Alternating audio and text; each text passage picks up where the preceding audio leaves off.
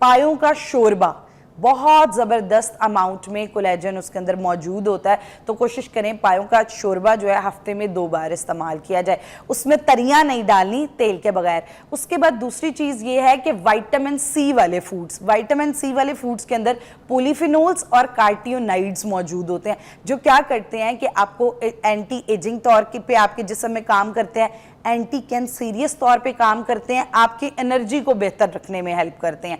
उसके साथ साथ फाइबर, जो आम हम रूटीन में कहते हैं कि 25 ग्राम एक आम इंसान को फाइबर लेना चाहिए, लेकिन 30 में आपने अपने मैदे को, वो कहते हैं ना कि पहले आपका पत्थर हजम होता है तो उसके बाद ये होता है कि आप थोड़ा सा कुछ खाएं, मैदा डिस्टर्ब हो रहा होता है। तो मैदे को बेहतर रखने के लिए ज़रूरी है कि आप 30 से 35 ग्राम फाइबर का इस्तेमाल डेली रूटीन में करें। नाजरीन, मैं क्या करती होती हूँ कि जब मैं मेकअप कर लेती हूँ उसके बाद मेरे जो तिल है ना फेस पे, मेरे बहुत सारे तिल है चेहरे पे, जो शायद आप लोग को तो दिखते कोई नहीं है, मगर मैंने देखें एक ये तिल अपना नुमाया के द्वारा ये मैंने अपने तिल को इन्हेंस किया दोबारा। मुझे बड़ा पसंद है। मेरी बेटी बहुत गुस्सा करती है, मेरी बेटी कहती है जो आपके तिल होते हैं ना चेहरे के, उनको आप हटाया ना करें, हल्की सी हम, क्योंकि I don't put the base, I put the baby cream, जिससे ग्लो बहुत अच्छा आता है चेहरे पे। तो शी ऑलवेज से कि आप जो है ना उसके बाद जब, क्योंकि वो लग जाती है उसके बाद एक पाउडर की भी लेयर आ जाती है, आप तिल को वापस जो है ना इन्हेंस किया करें। मैं वापस कर देती हूँ। तो आज मैंने आपको लाइव दिखाया कि तिल चेहरे की खूबसूरती है, उसको नुमाया रखा करें, उनको बेस की लेयर के पीछे छुपाया मत करें। This is the beauty. हमारे पास ज़बरदस्त एक डाइटिशियन है, वर्दा सिकंदर मौजूद है, और आज हम इनसे इस टॉपिक के ऊपर बात करेंगे कि जब हम 30 या 35 की जो एज है वो जब क्रॉस कर रहे होते हैं तो हमें उस वक्त जो है ना कोई बॉडी में चेंजेस हो रही होती हैं, वाकई में हो रही होती है। डाइट के हिसाब से हमें बहुत सारी चीज़ों को चेंज करना चाहिए। वो जो हम 18-20 साल वाली उम्र में जो खाओ, कुछ भी मसला, बड़े बड़े आपको पता है ना, लोग कहते हैं अगर 16-18 साल का बच्चा कुछ खा रहा होता है तो उसको कहते हैं खा लो यही उम्र है, नहीं लगना, खा लो रगड़ जाओ।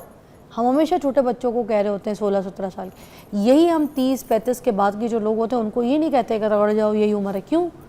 क्योंकि 40 साल आपकी गुजर जाती है ना, तो आपकी डाइट में आपको बहुत सारी चीज़ों के चेंजेस करने पड़ते हैं।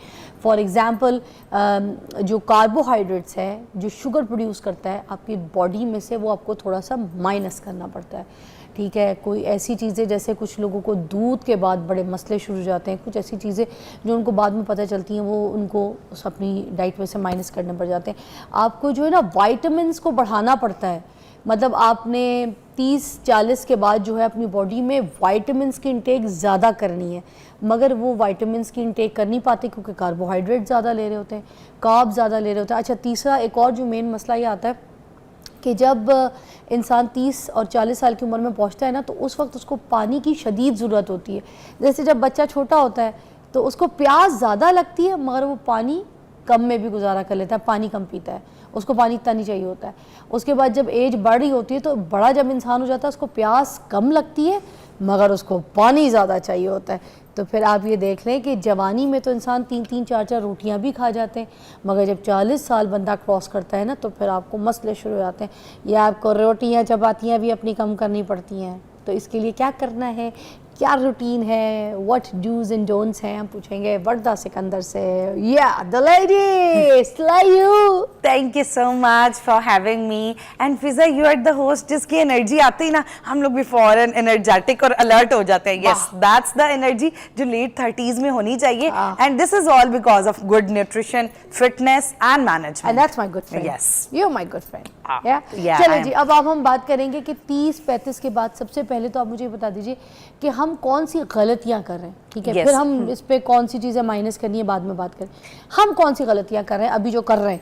अच्छा, करंटली जो हम गलतियां कर रहे होते हैं ना अपने लेट 30s में, वो ये कर रहे होते हैं कि हम समझते हैं कि अब हम वीक हो रहे हैं, हमारा मसल डिक्लाइन कर रहा है, हमारी एनर्जी डिप्राइव कर रही है, ख़वातीन के अंदर हार्मोनल चेंजेस आ रही होती हैं, मेल्स का पेट निकल रहा होता है, खाना उस तरह डाइजेस्ट नहीं हो रहा होता, और इन सारी चीज़ों पे हमारी एक सोच होती है कि अब हम खाएंगे तो हम बचेंगे, हम जितना खाएंगे हम उतना बचेंगे। और इसमें जहाँ न्यूट्रिशन को, मैं एक चीज़ कहती हूँ, इसमें डाइटिंग ऐसी होनी चाहिए जो आपने अपनी डाइट को करेक्ट करना है, फाके भी नहीं करने, चीज़ों को निकालना भी नहीं, लेकिन राइट करेक्शन उनकी करना इस टाइम पे बहुत ज़्यादा ज़रूरी है। अच्छा, उसके बाद एक गलती हम कर रहे होते हैं कि ये उम्र है, इसमें मैंने अक्सर लोगों की एक आदत देखी है, अपने साइड टेबल्स हैं उस पर जी बहुत सारे नट्स के पाउडर्स बना बना के जा रखे हैं और दिन में 3-3-4 बार खा रहे हैं कि हमारे अब अंदर ताकत कम होने वाली है, तो इसलिए अब हम जितना ज़्यादा अपने अंदर स्टोर, उतनी टॉक्सिसिटी भी आप ज़्यादा कर रहे हैं। हर चीज़ को बैलेंस लेना है, लेकिन राइट लेना है। तो इसमें मैं सबसे पहले बताती हूँ कि 30s में कौन कौन सी चेंजेस आ रही हैं और उन चेंजेस के साथ कौन से न्यूट्रिएंट्स आपको हेल्प करेंगे और काम करने में मदद करेंगे। सबसे पहली चीज़ ये है कि आपकी बॉडी के अंदर, जैसे आपने अभी बात भी की, कार्बोहाइड्रेट्स को कम करना है।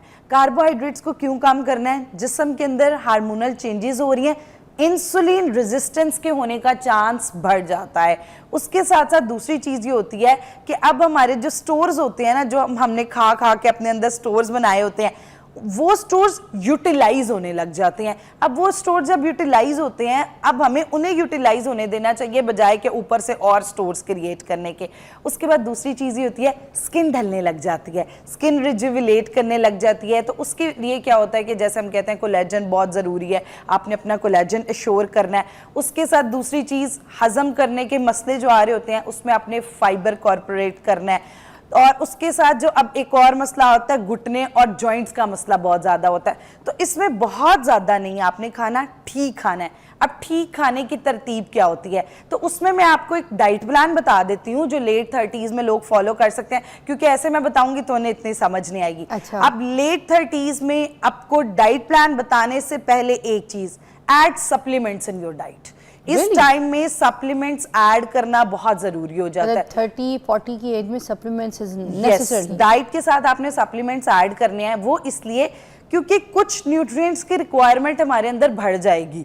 अब जैसे मेनोपॉजल टाइम होने वाला होता है, तो उसमें क्या होता है कि कैल्शियम उस तरह अब्जॉर्ब नहीं होता बॉडी के अंदर, तो इस वजह से एडिशनल बाहर से भी हमें कैल्शियम लेना है। पट्ठे, काफ मसल, हर जो 30s में बंदा आएगा ना, वो कहेगा मेरे पट्ठे हर टाइम खिंचे रहते हैं, तो इस वजह से हमें एडिशनल मैग्नीशियम अपनी डाइट के अंदर ऐड करना है।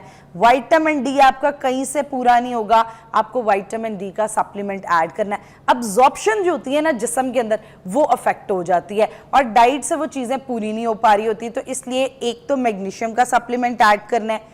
कैल्शियम का सप्लीमेंट ऐसा होना चाहिए, आप, मैं यहाँ कोई ब्रांड नहीं मेंशन करी, किसी भी ब्रांड, अच्छे ब्रांड का, जिसके अंदर आपने एक चीज़ याद रखनी है, 1000 से 1200 mg उसकी डोजेज होनी चाहिए। अच्छा, एक दिन की। अच्छा। उसके बाद दूसरी चीज़ ये, कोलेजन ज़रूर ऐड करें। पता है क्या होता है, इंसान को एजिंग फील कैसे होने लगती है और इंसान की एजिंग आपको कितना अफेक्ट करती है। एजिंग इस तरह अफेक्ट करती है कि जब आप देखते हैं ना आपकी स्किन की कोलेजन ख़त्म हो रही है, ख़वातीन की स्किन सैगी हो रही है, मर्द की एनर्जी कम हो रही है, अब वो चीज़ साइकोलॉजिकली आपकी पूरी एनर्जी को इम्पैक्ट डालता है। आप कहते हैं कि यार मेरे में अब ताकत नहीं, बुढ़ापा फील होने लग जाता है और ये सारी चीज़ें। तो इसलिए कोलेजन आप बाय सप्लीमेंट भी ऐड कर सकते हैं। और उसके अलावा कुछ ऐसे फूड्स हैं, मैं यहाँ मेंशन करती चलूँ, पायों का शोरबा, बहुत ज़बरदस्त अमाउंट में कोलेजन उसके अंदर मौजूद होता है। तो कोशिश करें पायों का शोरबा जो है हफ्ते में 2 बार इस्तेमाल किया जाए, उसमें तरियां नहीं डालनी, तेल के बगैर। उसके बाद दूसरी चीज़ ये है कि विटामिन सी वाले फूड्स, विटामिन सी वाले फूड्स के अंदर पॉलीफिनोल्स और कार्टियोनाइड्स मौजूद होते हैं, जो क्या करते हैं कि आपको एंटी एजिंग तौर पे आपके जिस्म में काम करते हैं, एंटी कैंसरियस तौर पे काम करते हैं, आपकी एनर्जी को बेहतर रखने में हेल्प करते हैं। उसके साथ साथ फाइबर, जो आम हम रूटीन में कहते हैं कि 25 ग्राम एक आम इंसान को फाइबर लेना चाहिए, लेकिन 30 में आपने अपने मैदे को, वो कहते हैं ना कि पहले आपका पत्थर हजम होता है तो उसके बाद ये होता है कि आप थोड़ा सा कुछ खाएं, मैदा डिस्टर्ब हो रहा होता है। तो मैदे को बेहतर रखने के लिए ज़रूरी है कि आप 30 से 35 ग्राम फाइबर का इस्तेमाल डेली रूटीन में करें। अच्छा, अब कार्बोहाइड्रेट्स कम करनी है। अब हम फाइबर में तो खीरे वगैरह खा लेते हैं, जी जी जी, कुछ प्याज वगैरह का सैलेड भी खा लेते हैं, तो इज दैट इनफ? मगर कुछ लोग कहते हैं खीरा इतना अच्छा फाइबर नहीं है, और कुछ लोग तो ये कहते हैं कि खीरा का जो असल मौसम है वो सिर्फ 3 महीने होता है। बिल्कुल, बाकी जो ये खीरे आ रहे हैं जो हम हरे हरे कलर के लेते हैं, ये तो हरी, ये खीरे कोई नहीं है, सिर्फ पानी है। ऐसा ही है। अच्छा, अब इनके अंदर जो है ना वो बड़ी कम अमाउंट फाइबर की मौजूद होती है। अगर मैं कहूँ तो तकरीबन 3 से 4 ग्राम फाइबर होगा, इससे ज़्यादा फाइबर नहीं, क्योंकि ये वाटर बेस्ड, खीरा जो है वाटर बेस्ड फ्रूट भी, तो सबसे ज़्यादा अगर फाइबर का सोर्स जो है, मगर छिलके के साथ हाँ खाएं तो छिलके फिर के ज्यादा साथ, फायदेमंद है बिल्कुल ना? छिलके के साथ फाइबर बढ़ जाता है। तमाम फल जिनके अंदर फाइबर और छिलके के साथ, एक तो आपने फाइबर इस्तेमाल करना है। Seeds is a amazing source of fibre. और ये जो हम हर टाइम कह रहे होते हैं ना, एंटी एजिंग फिश ऑयल ले लें, एजिंग को रिड्यूस करने के लिए ये ले लें, सीड्स से बड़ी कोई चीज़ नहीं है। आप फ्लेक्स सीड ऐड करें, पम्पकिन ऐड करें, तमाम जो ये मगज़ हैं ये अपनी डाइट के अंदर ऐड करें, अश्वगंधा ऐड करें, वो इतना अच्छा एंटी एजिंग आपके जिस्म में काम करता है। और उसके साथ साथ चिया सीड, आप मैं हर प्रोग्राम में कहती हूँ कि चिया सीड्स आपने ज़रूर लेने हैं।